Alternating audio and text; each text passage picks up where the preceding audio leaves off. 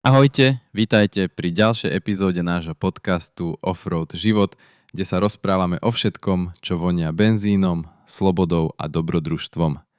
Dnes sa pozrieme na otázku, ktorú si kladie čoraz viac ľudí. Prečo si kúpiť štvorkolku? Poďme na to.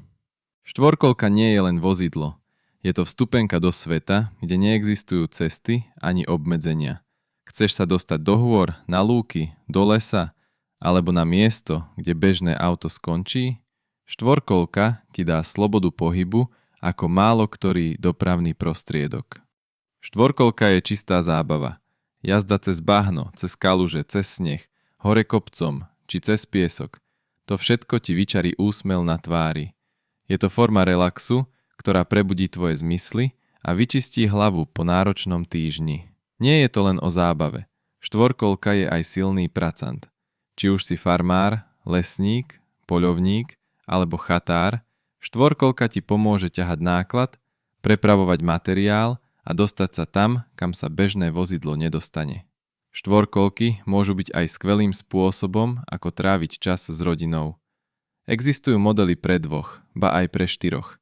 Výlet do prírody na štvorkolke je niečo, na čo tvoje deti len tak nezabudnú. V porovnaní s inými hobby vozidlami je štvorkolka cenovo dostupná. A čo je najlepšie, jej údržba nie je extrémne drahá. Je to investícia, ktorá ti bude prinášať radosť a úžitok dlhé roky.